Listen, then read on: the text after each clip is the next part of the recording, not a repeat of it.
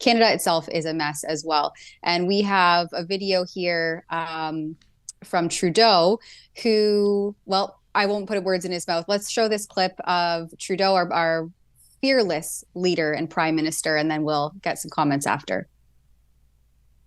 CBC News.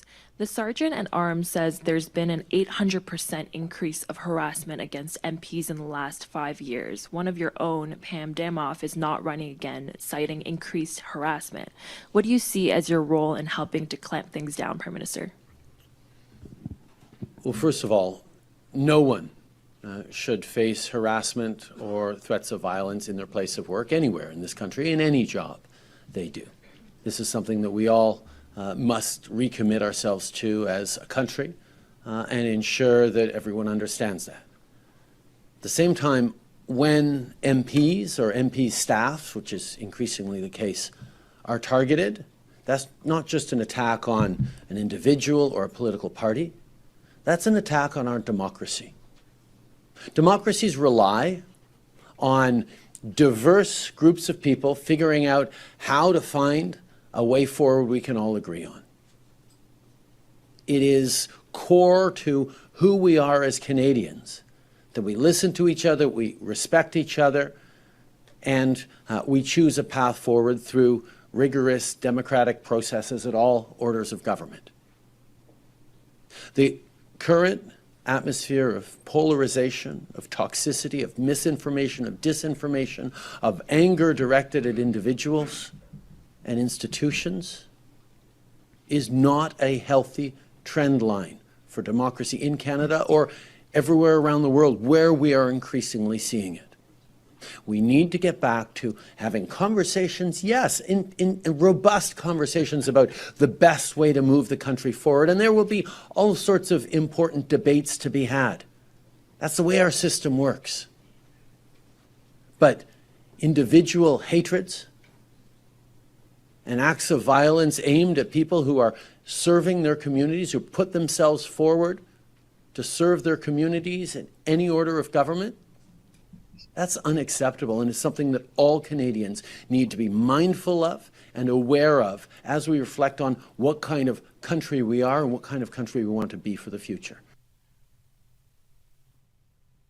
You know, Tamara Ugolini, the most remarkable thing about that statement is that Trudeau didn't end it with, and that's why we need Bill C-63 enacted into law. Talk about the pre-crimes unit. Talk about censorious thugs.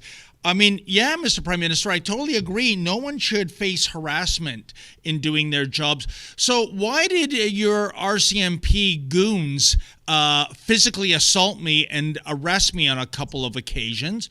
Why did my beloved colleague Alexa Lavoie get a tear gas projectile shot at her thigh, and thank God it landed there as opposed to her face, because I fear we'd be talking about Alexa in the past tense.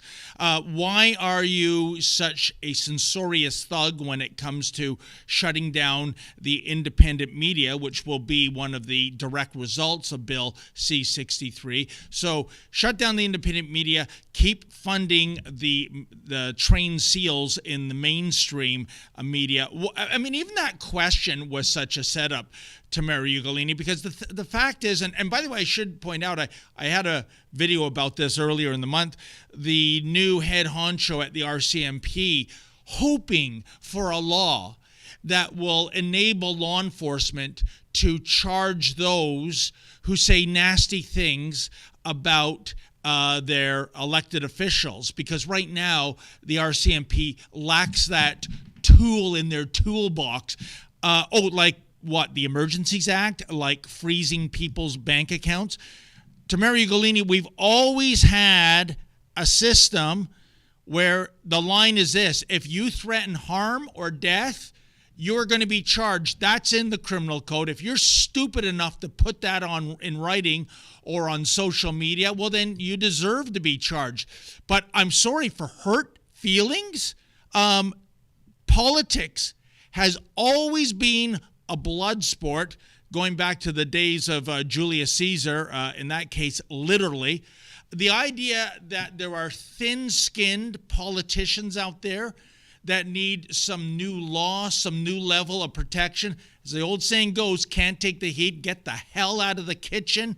And if that MP is too fragile, that she can't take nasty name calling, well, good riddance. That's not the mettle of leadership.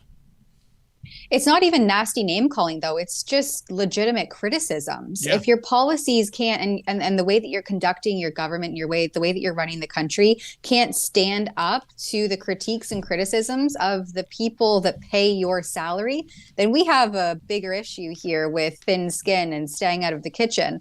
The anger directed at individuals and at institutions, I would argue to say, is actually Trudeau's own fault. Yeah. He campaigned in the 2021 snap election on the wedge issue of people's vaccine status, making things like anti-masker and anti-vaxxer and anti-social distancing. Like anybody who didn't blindly follow the COVID regime and the rules that were implemented on them without evidence or justification to do so was labeled as some sort of fringe minority, as he called all of the truckers that as they headed to Ottawa in the early months of 2022, after a year and a half, almost two years really, of being fed up with the way this government was acting more like a dictatorship than any sort of democracy. And so for Trudeau to come back all of a sudden and now be trying to rein in his own